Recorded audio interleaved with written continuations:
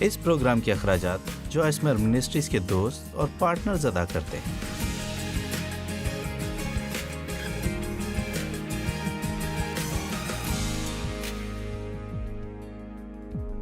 زخمی دل رکھنے والے ہر بات پر اختیار رکھنا چاہتے ہیں۔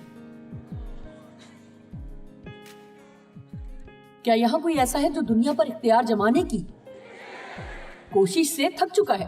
ایسا کوئی جو ہر بات اور ہر ایک پر اختیار جمانے کی کوشش کرتے کرتے تھک چکا ہے؟ جی، آج آپ اس سے آزاد ہو سکتے ہیں۔ میرے پاس آپ کے لیے ایک بھید ہے، بہرحال آپ کا کچھ اختیار نہیں، نہ تھا اور نہ کبھی ہوگا۔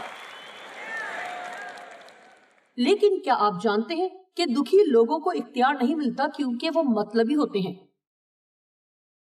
انہیں یہ سمجھ نہیں آتی کہ وہ در حقیقت کر کیا رہے ہیں۔ پتہ ہے میں بھی ایسی تھی، لیکن میں نے ایسا دکھ اٹھانے کے خوف سے کیا۔ میں ایسے باپ کی زیر سایہ بڑی ہوئی جس نے ہر ایک بات پر اختیار جمایا اور جو کیا اپنے فائدے کے لیے کیا اور باقی سب کو دکھ دیا۔ مجھے لگا کہ یہ سبق ہے، اگر آپ کا اختیار ہے تو آپ وہ ہیں جسے کوئی دکھ نہیں دے سکتا۔ وہ لوگ جو اختیار پسند ہیں، ضروری نہیں کہ وہ برے ہوں، وہ اس خوف میں مبتلا ہو سکتے ہیں کہ اگر ان کے پاس اختیار نہیں ہوگا تو کوئی دوسرا ان کا فائدہ اٹھا لے گا۔ تو آپ کہیں گے ایسا تو ہوگا۔ بات یہ ہے کہ میں یہاں کھڑی ہو کر آپ کو لوگوں پر اعتبار کرنے کا نہیں کہوں گی، کیونکہ لوگ آپ کو دکھ دیں گے، لیکن ہم خدا پر بھروسہ کر سکتے ہیں۔ دیکھیں، آپ اختیار جمانے کی کوشش کو ترک کر دیں اور خود کو خدا کے ہاتھ میں دے دیں اور کہیں کہ خدا بھلے ہی انہوں نے میرے ساتھ بدسلوکی کی، یہ مسئلہ در حقیقت تیرا ہے، کیونکہ تو ہی ہے جسے اس کو حل کرنا ہے۔ کہیں نہ کہیں سے ہمیں اس سب کے بیچ سے نکلنا ہے اور خدا کی طرف رجوع لا کر اس سے کہنا ہے، تو میرا منصف ہے اور میری زندگی میں جو غلط ہے اسے تجھ ہی کو ٹھیک کرنا ہے۔ اور میں ہر بات پر اختیار جمانے کی کوشش سے باز آئی۔ مجھے بتا کہ تو مجھ سے کیا چاہتا ہے اور میں وہی کروں گی جو تو مجھ سے چاہتا ہے، اور اب باقی دوسرے کاموں سے میرا کوئی لینا دینا نہیں۔ کیا آج کسی کو اس کی ضرورت ہے؟ بس ایک دو لوگوں کو ہی۔ ہمارے چوٹ کھائے ہوئے لوگ دکھاوے کی زندگی جینے میں ماہر ہیں، کبھی اپنے اصل جذبات ظاہر نہیں کرتے یا اپنی سوچ کو سامنے نہیں لاتے۔ وہ صرف وہ کرتے ہیں جو ان کے خیال میں سب چاہتے ہیں کہ وہ کریں تاکہ وہ انہیں خوش رکھ سکیں، اور کچھ عرصے تک ایسا کرنے کے بعد آپ ان تمام لوگوں کو ناراض کرنا شروع کر دیتے ہیں جو آپ پر اختیار جمائے ہوتے ہیں۔ جب آپ انہیں خود ایسا کرنے دیتے ہیں، ڈاکٹر ہنری کلاؤڈ کہتے ہیں، برداشت کرو گے تو اور ملے گا۔ کچھ لوگوں کے لیے وقت ہے کہ وہ اپنے لیے کھڑے ہوں۔ آپ نے ساری زندگی کبھی ایسا نہیں کیا اور آپ اس کے باعث کڑواہٹ سے بھرے ہیں، لیکن جو آپ بوئیں گے وہی کاٹیں گے۔ آج نہیں تو کل آپ کو کہنا ہی پڑے گا کہ میں قابل عزت ہوں، اور یا تو تم مجھے عزت دو یا ہم مزید ایک دوسرے کے ساتھ نہیں رہ سکتے۔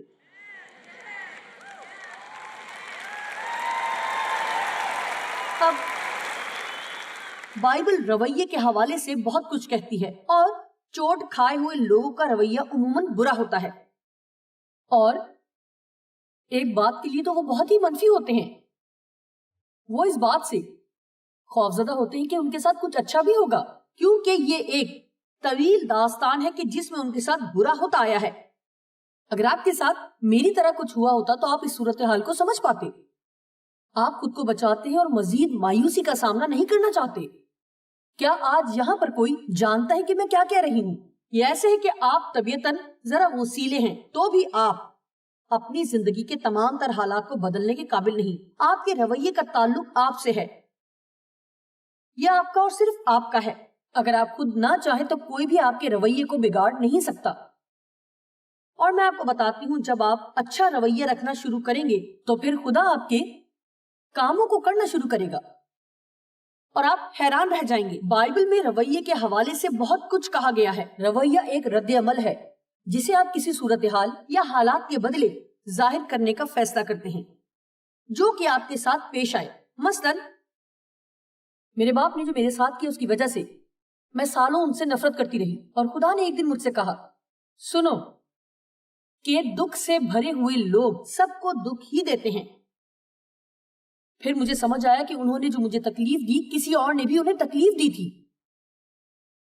اور اس بات نے میرے دل کو معافی پر قائل کرنے میں بہت مدد دی۔ اگر آپ کا رویہ اچھا ہوگا تو خدا آپ کو باتیں بتا پائے گا، وہ بھیدوں کو آپ پر ظاہر کر پائے گا، وہ آپ کو باتیں سمجھائے گا جن سے آپ آزاد ہوں گے۔ بائبل میں لکھا ہے ویسا ہی مزاج رکھو جیسا مسیح یسوع کا تھا، اس کی مانند بے غرض حلیمی کو اپنائیں۔ دو باتیں جنہیں کرنا دکھی لوگوں کے لیے مشکل ہوتا ہے وہ ہیں بے غرض رہنا، کیونکہ ہم ڈرتے ہیں کہ اگر ہم اپنی پرواہ نہیں کریں گے تو کوئی بھی نہیں کرے گا، اور حلیمی کا تو سوال ہی پیدا نہیں ہوتا، کیونکہ دیکھیں حلیمی تو کمزوری ہے، اور آپ کو لگتا ہے کہ اگر آپ خود کو حلیم کر لیں گے تو سب آپ کو رونتے ہوئے نکل جائیں گے۔ اب تک میں نے ٹھیک کہا نا؟ دیکھیں اصل زندگی تب شروع ہوتی ہے جب آپ مزید کسی کو کچھ ثابت کرنے میں نہیں لگے رہیں گے۔ اور اب میں چاہتی ہوں کہ ہم فلپیوں 2:6 کو دیکھیں۔ یہ ایمپلیفائڈ بائبل میں بڑی کمال کی ہے، لکھا ہے اس نے اگرچہ خدا کی صورت پر تھا، خدا کے برابر ہونے کو قبضہ میں رکھنے کی چیز نہ سمجھا، یعنی تمام الہی خصوصیات اور الوہیت کی کل فطرت میں اس کے ساتھ ایک تھا۔ ذرا غور کریں، یسوع خود خدا ہوتے ہوئے اپنی مرضی سے دنیا میں آ کر انسانی بدن اختیار کرتا ہے۔ سب سے بہترین مثال جو میرے ذہن میں آتی ہے یہ ہے کہ جیسے میں ایک چیونٹی بن جانے پر آمادہ ہو جاؤں۔ مثال اتنی اچھی نہیں ہے، اس نے کبھی بھی خدا ہونے کو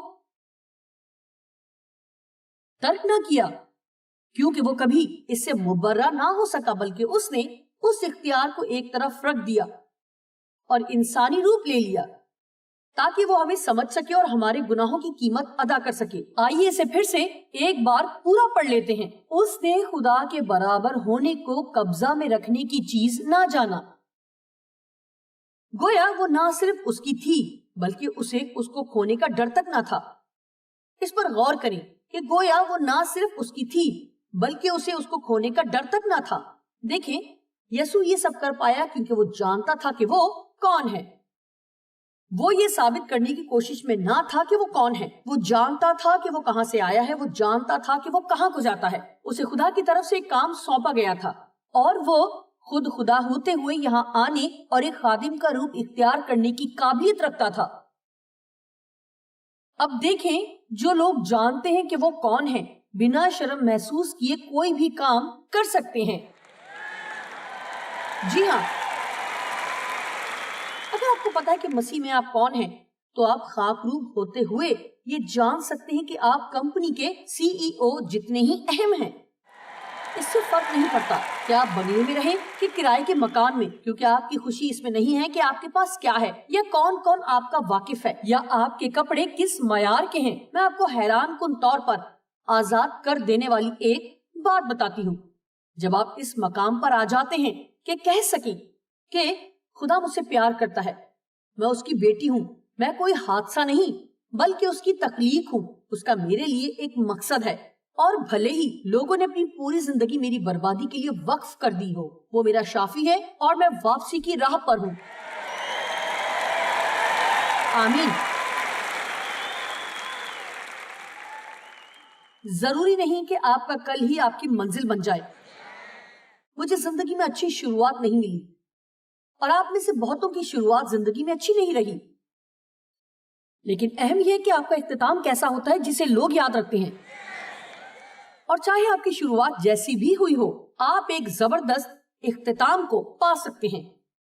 زبردست اختتام جو ہو گیا اسے بھلا دیجئے اور جو خدا نے آپ کے لیے رکھا ہے اس پر غور کریں۔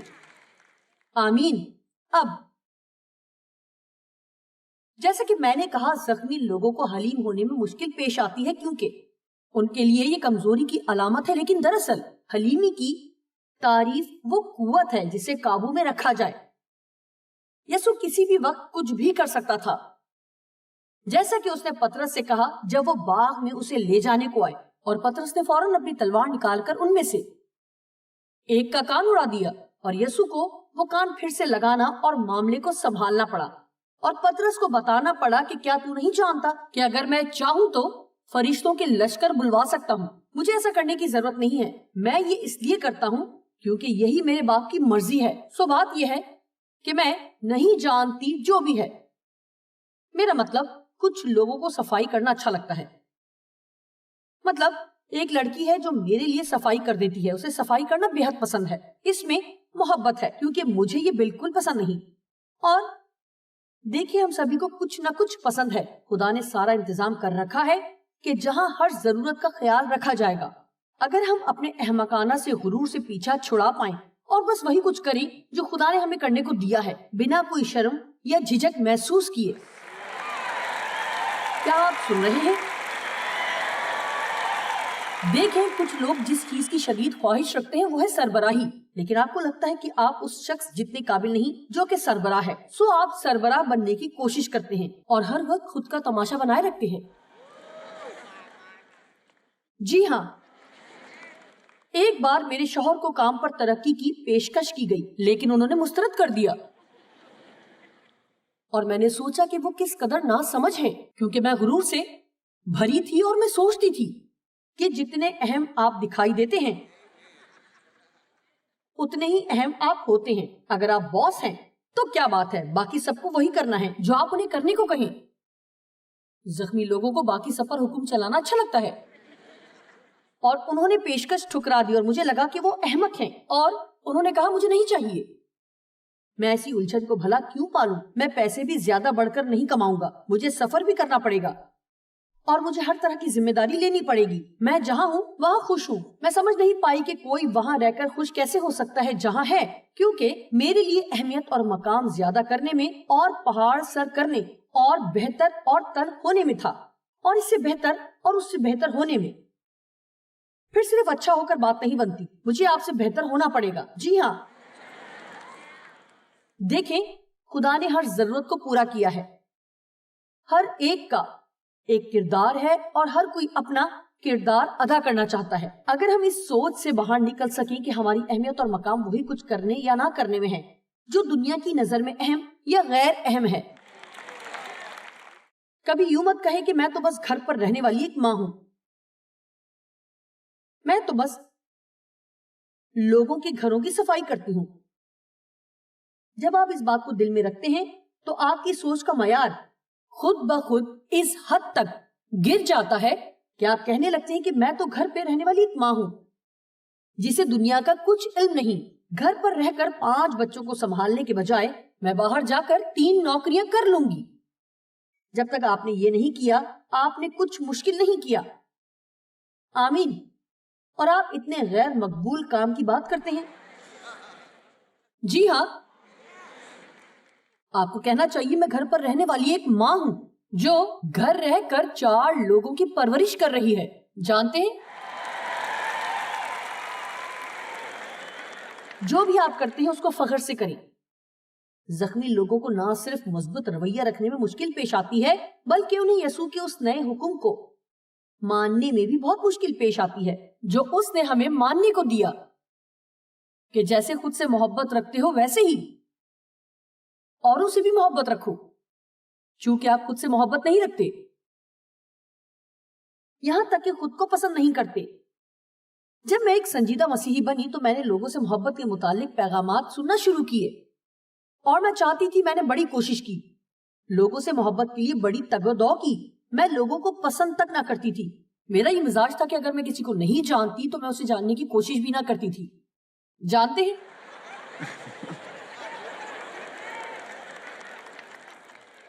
جی ہاں, اور میں لوگوں سے محبت کے لیے بڑی تگ و دو کر رہی تھی. میں روزانہ بستر پر ایک نیا منصوبہ بناتی لیکن وہ میرے پاؤں زمین پر لگنے تک ہی ہوتا. کتنے لوگ اٹھنے سے پہلے پاکیزگی کے منصوبے مانتے ہیں اور وہ کتنی دیر تک رہتے ہیں. آپ وہاں لیٹ کر خدا سے یہ بھی کہہ سکتے ہیں کہ شاید آج میرا برتاؤ جہالت بھرا ہو, اگر تو میری مدد نہ کرے تو سو میں تیرے بغیر اٹھنا نہیں چاہتی. پھر خدا نے مجھے بتایا کہ تو کسی اور سے محبت نہیں کر سکتی کیونکہ تو خود سے محبت نہیں کرتی. جو آپ کے پاس نہیں آپ اسے بانٹ نہیں سکتے. خدا اپنا پیار ہم میں انڈیلتا ہے تاکہ ہمارے زخمی دل شفا پائیں۔ جب ہم اس محبت کو لیتے ہیں تو وہ ہمیں خود سے محبت کرنا سکھاتی ہے اور پھر وہ ہمیں خدا کے کام کی طرف لاتی ہے، جو یہ ہے کہ اس کا پیار ہم میں سے بہہ کر باقی لوگوں کو ملے، خاص کر ان لوگوں کو جو نجات یافتہ نہیں ہیں۔ جی ہاں، آپ کو صرف اپنے مسیحی بھائیوں اور بہنوں سے ہی محبت نہیں رکھنی۔ اب چرچ میں کسی کی طرف مڑیں اور کہیں میں آپ سے خداوند کی محبت کے وسیلے محبت رکھتی ہوں۔ لکھا ہے اگر تم اپنے محبت رکھنے والوں سے ہی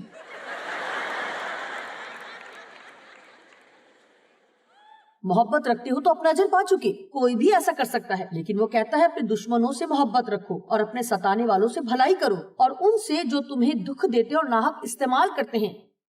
اب آپ کچھ کرنا چاہتے ہیں، آپ خود کو جانے بغیر یہ نہیں کر سکتے۔ یہی ہے جسے روح کی شفا کہتے ہیں۔ اس جہان کے ہم شکل نہ بنو بلکہ عقل نہیں ہو جانے سے اپنی صورت بدلتے جاؤ تاکہ خدا کی نیک اور پسندیدہ اور کامل مرضی تجربہ سے معلوم کرتے جاؤ۔ دیکھیں یہ آپ کی روح میں ہے اور خدا اسے آپ کی زندگی میں لانا چاہتا ہے۔ وہ چاہتا ہے کہ لوگ اسے آپ کی زندگی کے وسیلے دیکھ پائیں، اپنی روشنی کو چمکنے دیں۔ لوگوں کو ضرورت ہے کہ وہ خدا کو آپ میں سے دیکھیں۔ غیر ایماندار بائبل کو نہیں پڑھتے، لیکن اگر آپ کی زندگی میں کچھ ایسا ہے جس سے ظاہر ہو کہ آپ مسیحی ہیں، چاہے ایک بمپر اسٹیکر ہی کیوں نہ ہو، وہ آپ کو دیکھتے ہیں۔ اپنی روشنی کو چمکنے دیں۔ لیکن جب تک ہم اندر سے دکھی اور زخمی ہیں، ہمیں اپنی عقل کو نیا کرنے کی ضرورت ہے۔ آپ کے اندر یہ ساری اچھی باتیں ہیں، لیکن آپ کو ایمان رکھنا اور انہیں دیکھنا ہے۔ یہ ماننا غلط نہیں ہے کہ ہم خدا میں مسیح کے خون کے وسیلے راست باز ٹھہرائے گئے ہیں۔ میں بخشی جا چکی ہوں اور خدا کی شبیہ پر تخلیق کی گئی ہوں۔ خدا کا میرے لیے ایک منصوبہ ہے اور وہ میرے لیے ایک مقصد رکھتا ہے۔ دنیا کو میری ضرورت ہے، میں اہم ہوں۔ یہ سوچنا بند کریں کہ آپ اہم نہیں ہیں، آپ اہم ہیں۔ آپ کے ادا کرنے کے لیے ایک کردار ہے۔ اچھا، اب میں 1 منٹ کے لیے آپ سے ترقی کے متعلق بات کروں گی۔ ہمیں ترقی چاہیے۔ ہم آگے بڑھ کر ترقی کو حاصل کرنا چاہتے ہیں کیونکہ ہم چاہتے ہیں کہ ہمارے کام کے تمام تر آلات اعلیٰ اور بہترین ہوں۔ ٹھیک ہے، یسوع آج آپ کی زندگی کے لیے ترقی کی پیشکش کرتا ہے اور میں جاننا چاہتی ہوں کہ آج کس کی باری ہے۔ دیکھیں، شاید آپ اس فون کو اپ گریڈ کرنے کے لیے آدھی رات تک لائن میں لگے رہیں گے، لیکن میں نے ایک کتاب کا اشتہار دیا ہے اور آپ کو لگتا ہے کہ آپ کو اس کی ضرورت ہے اور آپ اس کے لیے 5 منٹ بھی لائن میں نہیں لگے رہیں گے تاکہ آپ کی زندگی اپ گریڈ ہو سکے۔ ہمیں یہ سمجھنا ہے کہ کیا ضروری ہے۔ کتنے لوگ ایسی کسی جگہ پر نشست حاصل کرنے کے لیے باہر لان میں کرسی ڈال کر آدھی رات کو بیٹھیں گے اور رات بھر وہیں رکے رہیں گے؟ چند ایک ایسا کریں گے۔ کچھ ایسے بنیاد پرست ہیں جو ایسا کریں گے۔ مطلب آج صبح 7:30 پر لوگ قطاروں سے باہر تک کھڑے تھے، بلکہ اس سے بھی پہلے۔ دیکھیں، آپ ایک جوشیلے مسیحی ہیں اور آپ کہتے ہیں کہ اگر کوئی ترقی کا راستہ میسر ہے تو میں اس تک ضرور پہنچوں گی۔ میں آپ کو ترقی کی ایک راہ بتا رہی ہوں۔ کیا آپ کے پاس خوشی ہے، اطمینان ہے، جرت اور اعتماد ہے؟ کیا آپ کو لگتا ہے خدا آپ سے پیار کرتا ہے؟ کیا آپ کے پاس اچھے دوست ہیں؟ کیا آپ اچھا پھل لا رہے ہیں یا اپنی زندگی کو ہر دن ضائع کر رہے ہیں؟ خدا چاہتا ہے کہ یہاں آپ کا وقت کارآمد ہو، بدلاؤ لائیں اور ہر دن کسی نہ کسی کو خوشی دیں۔ ہر روز 3 چہروں پر مسکراہٹ بکھیریں، کسی کی مسکراہٹ کی وجہ بنے، کسی کو خوشی دیں۔ آج صبح میرے بیٹے کے وسیلے میری حوصلہ افزائی ہوئی۔ اس نے مجھے چھوٹا سا ٹیکسٹ میسج بھیجا۔ میں بیٹھی مطالعے کی اور یہاں آنے کی تیاری کر رہی تھی، جو میں غالباً پچھلے 40 سال سے کر رہی ہوں، اور اس نے کہا میں نے سنا کل رات آپ کو ایک بڑا مجمع ملا اور لوگوں کو تقریباً واپس بھیجنے کی نوبت آ گئی تھی۔ اس نے کہا میں آپ کو بتانا چاہتا ہوں کہ مجھے آپ پر اور جو کچھ آپ نے حاصل کیا اس پر فخر ہے۔ جی، اور آپ میری ہیرو ہیں۔ اوہ خدایا، مطلب اس نے میرا دن سہانا کر دیا۔ اوہ، مطلب دن ایسے گزر گیا اور پتہ ہے آپ میں بھی کسی کے لیے ایسا کرنے کی صلاحیت ہے. اگر اپنے درد کو بھلائے ہمیں اتنا وقت گزر گیا ہے، اپنے آپ کو بھلائے ہمیں اتنا وقت گزر گیا ہے کہ ہم کہہ سکیں کہ خدا آج مجھے کسی پھلدار کام کے لیے استعمال کر. ضروری نہیں کہ اس پر آپ کا پیسہ خرچ ہو. پتہ ہے کتنے دکھی، تنہا، بے حوصلہ لوگوں سے دنیا بھری پڑی ہے، اور صرف آپ کا صحیح کلام مقرر وقت میں، آپ کا صحیح کلام تھکے ماندوں کی زندگی میں دوسروں کے لیے بہار لا سکتا ہے. اور آپ میں ایسا کرنے کی صلاحیت ہے. اگر آپ کو خود کو ذہن سے ہٹائے ہوئے اتنا وقت بیت گیا ہے کہ خدا آپ کو کچھ بتا سکے. میں آپ کو سچائی بتانے والی ہوں، جتنا خوش آپ کسی اور کو کریں گے اتنے ہی خوش آپ خود بھی ہوں گے. خود غرض خوش انسان جیسی کوئی چیز نہیں ہوتی. وہ وجود نہیں رکھتے، لیکن وہ لوگ جو زخمی ہوتے ہیں.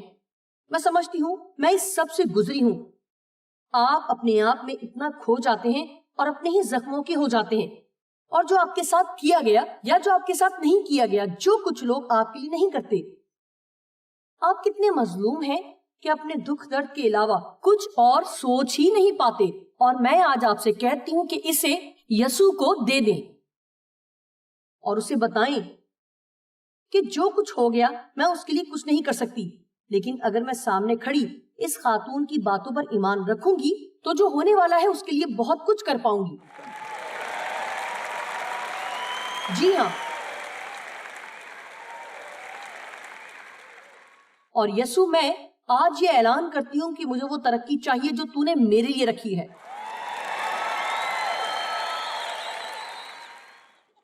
ہم میں سے کسی کے لیے بھی اصل بات تک پہنچنے کا ایک ہی ذریعہ ہے کہ جب آپ زخمی ہوں، آپ کے خیالات اور سوچ اور رویہ اس قدر توڑ پھوڑ کا شکار ہوتے ہیں، لیکن آپ اس سے ناواقف ہوتے ہیں.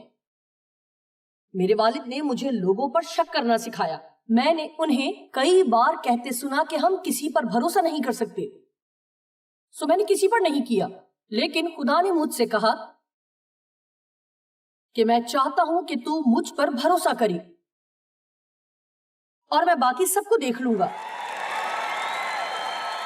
ہم نہیں جانتے کہ صحیح کیا ہے جب تک ہم اس کتاب کے اندر کی باتیں نہیں جان لیتے.